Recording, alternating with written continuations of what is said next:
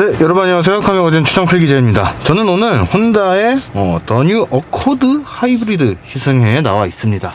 지금 코로나가 계속해서 아직까지는 좀 확산세에 있기 때문에 방역 수칙 잘 지키고 촬영 시승에 나왔다는 점 말씀을 드리고 싶습니다. 일단 더 파워풀 하이브리드라고 이렇게 표현을 하고 있어요. 그러니까 하이브리드 차가 보통은 굉장히 효율성을 위해서 굉장히 재미없게 만들었다라고 많이 인식이 되어 있기 때문에 하이브리드도 충분히 재밌게 탈 수 있습니다 라는 것들을 강조하기 위해서 이런 표어를 선택을 한 거 아닌가 생각이 듭니다. 과연 이 파워풀 하이브리드 어코드 어떤 성능을 보여줄지 한번 지금부터 시승을 해볼 수 있도록 하겠습니다. 일단 새로 나온 차기 때문에 스펙을 일단 좀 보고 가야 될 것 같아요.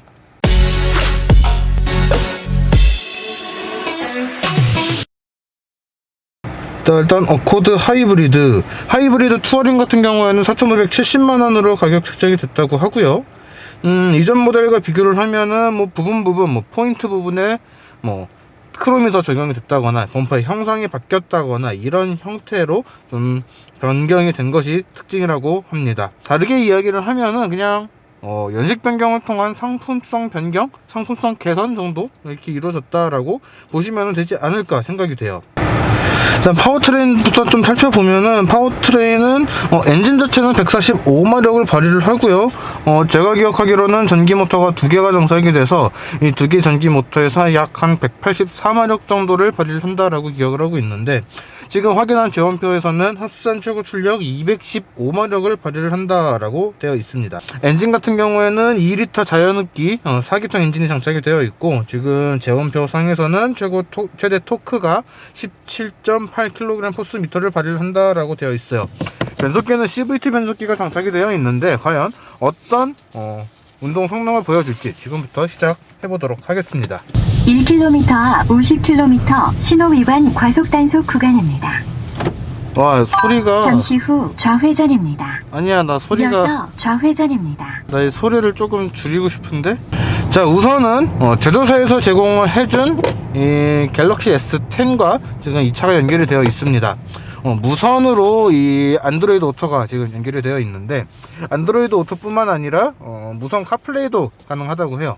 요즘에는 많이 이제 만나볼 수 있는 그런 기능들이죠. 카플레이나 이런 것들이 무조건 유선 연결을 해야 되는 건 아니기 때문에 쉽게 편리하게 사용을 할 수 있는 그런 기능들이 많이 장착이 됐다라고 말씀을 드리고 싶습니다. 자, 일단 주행을 이제 막 시작을 했으니까 차를 좀 느껴보면서 이야기를 좀 해보면은, 요즘 나오는 일본 차들이 참 재미가 없어요. 디자인이라든가 주행 성능이라든가, 물론 스포츠카 같은 것들은 그래도 재밌는 편이고, 일부 브랜드 뭐 대표적인 게 렉서스라고 이야기를 하고 싶은데, 일부 브랜드 같은 경우에는 디자인도 상당히 과격합니다.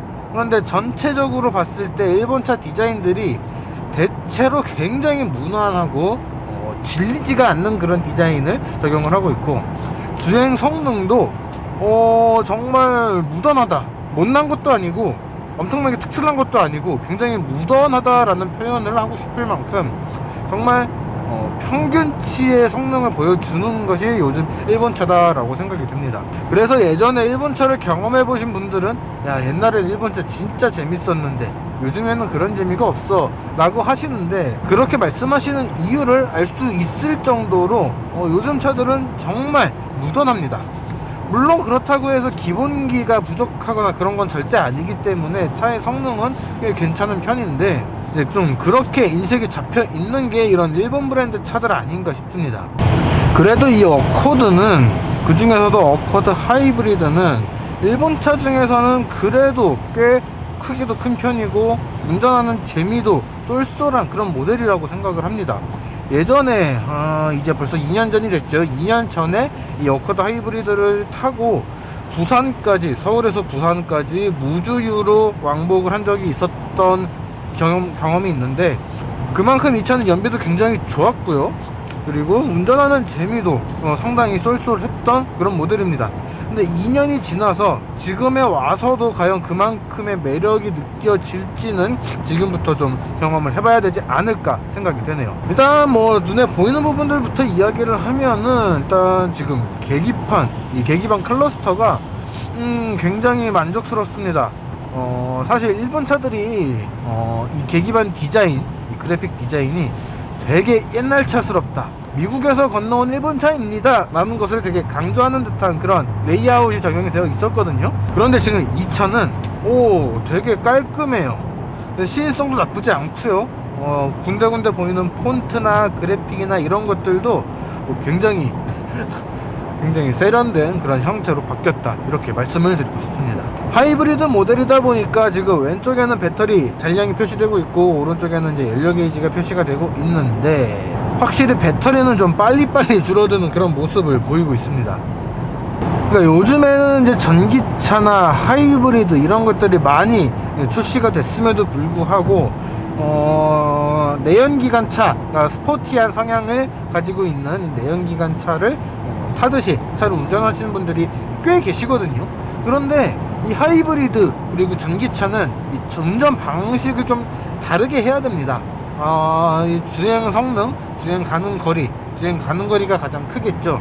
배터리를 관리하면서 주행을 할 수 있는 이런 운전법을 좀 익히셔야 되는데, 그런 걸 따라서 주행을 하면은 이 차도 분명 높은 연비를 보여줄 거라고 생각을 합니다. 근데 이 차 진짜 일본 브랜드에서 만날 수 있는 차 중에서는 진짜 이런 대중적인 일반적인 세단에서는 가장 재밌는 차 중에 하나 아닌가 생각이 돼요. 저는 어코드를 타면은 항상 이 하이브리드가 터보보다 더 재밌다라고 이야기를 했거든요. 그런데 지금도 지금 두 개를 비교를 해봐도 그렇게 이야기를 할 것 같아요.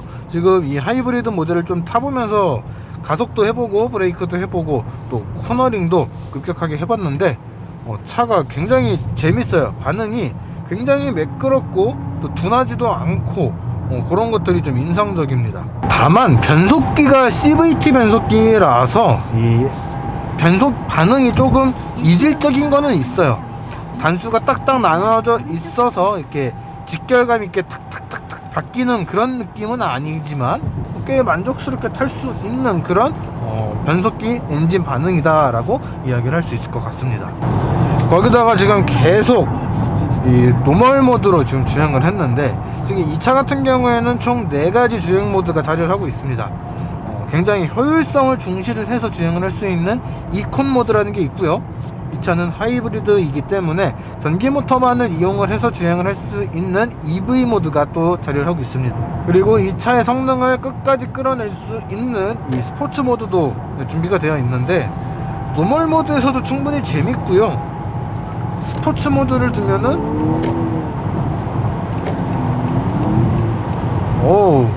가속이 정말 매끄러워요. 그동안 타봤던 여러 자연흡기차, 터보차, 하이브리드차, 전기차는 뺄게요. 전기차는 가속감 자체가 좀 많이 체감이 다르기 때문에 빼고 일반 그전에 타봤던 다른 차들과 비교를 해도 가속감이 절대 부족하지 않습니다. 214마력, 합산 출력이 214마력, 최대 토크가 합산 토크가 17점 몇?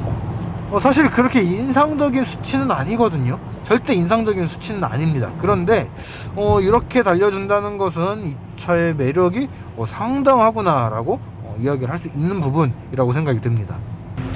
근데 요 내비게이션 인포테인먼트 부분, 이 부분도 굉장히 매끄러워지고 좋아졌어요.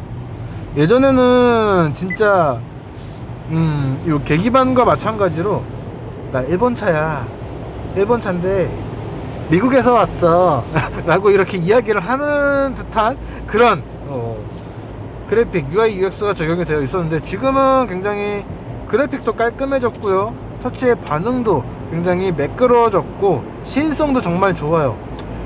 폰트도 정말 신경 써서 선택을 한 것 같다라는 생각이 들 정도로 정말 매끄럽게 이렇게 좋은 시인성을 보여주고 있습니다. 그리고 혼다 브랜드도 이 반자율 주행 기능, 주행 보조 시스템이 장착이 되고 있죠. 혼다 센싱이라고 하는 주행 보조 기능이 장착이 되고 있는데 한번 사용을 해보도록 할게요. 일단 핸들에 있는 요 크루즈 버튼을 눌러서 모드를 켜고요. 옆에 있는 버튼을 이용을 해서 속도를 설정을 했습니다. 출발하면서 미리 차선 유지 보조, 차선 이탈 방지 보조를 작동을 시켜놨고 지금 차간거리도 조절을 해놨어요. 저희처럼 이렇게 테스트를 하는 경우가 아니면은, 아주 특수한 경우가 아니면은 항상 두 손은 스티어링 휠을 잡고 있어야 되고요. 발도 브레이커, 엑셀을 언제든지 밟을 수 있도록 하고 계셔야 된다는 점 명심을 해주셨으면 좋겠습니다. 일단은 이게 어떻게 가는지, 일단 지금 1차로를 계속 달릴 수는 없으니까 차선을 바꿔서 한번 테스트를 해보도록 할게요. 자, 일단은 지금 앞에 트럭이 있으니까 바로 속도를 낮춰줬어요.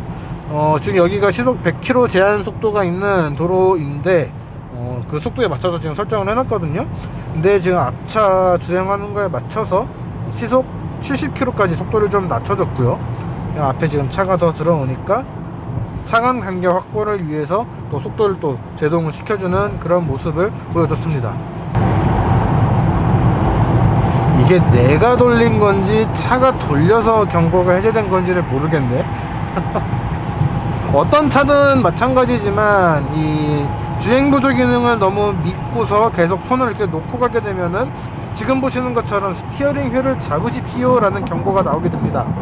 이때 꼭 잡아 주셔야 돼요. 보통은 그러니까 차선을 잡아주는 게 운전자에게 조금 더 선택권을 준 그런 세팅으로 한 것 같아요. 차선을 잡아주는 게 조금 느리고요. 탁탁탁탁 이렇게 운전자로 하여금 너 차선은 이탈했어, 차선 잡어, 네가 잡지 않으면은 그때 내가 잡아줄게 라고 이야기를 하는 듯한 그런 반응을 보여주고 있는데 스티어링 휠 잡으라는 경고가 계속 뜨다가 차선을 딱 밟으면은 너 이탈했어 하고서 휙 돌려주고 너 핸들 잡고 있었구나, 스티어링을 잡고 있었구나 하고서 그 경고를 꺼버리는 지금 그런 모습을 보여주고 있습니다.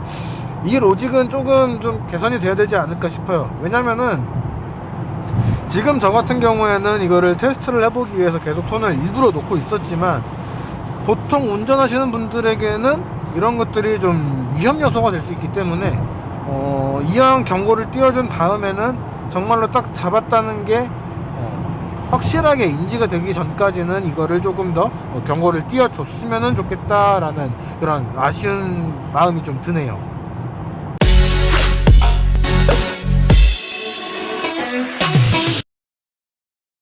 자, 요즘 나오는 일본 차는 분명 재미가 없습니다. 이거는 진짜 자신있게 이야기를 할 수 있어요. 예전에는 어땠는지 모르겠지만 요즘 나오는 일본 차는 정말 재미가 없습니다. 하지만 그 중에서도 혼다 어코드, 이 어코드 중에서도 터보보다는 이 하이브리드가 정말 재밌는 편에 속한다. 재밌게 운전을 할 수가 있고 효율적으로 운행할 수가 있는 그런 차다라는 것은 분명한 것 같습니다. 파워풀 하이브리드라고 하는 이런 마케팅 표현도 꽤 괜찮은 조합이 된 거 아닌가라고 생각이 들고요. 이 차를 꼭 사세요 라고는 말씀을 드리진 않겠습니다. 그런데 굳이 이 차를 안 사시고 다른 차를 사시더라도 이 차는 꼭 한번 경험해볼 가치는 있다고 생각이 됩니다. 그러니까 패밀리카, 그 중에서도 패밀리 세단 구매를 고려하고 계신다면은 이 차도 꼭 한번 경험을 해보시고 고려는 해보셔도 좋지 않을까 생각이 되네요. 자, 이번 영상은 여기까지고요. 저는 지금까지 카메거진 최정필 기자였습니다. 저는 또 다른 영상으로 돌아올 수 있도록 할게요.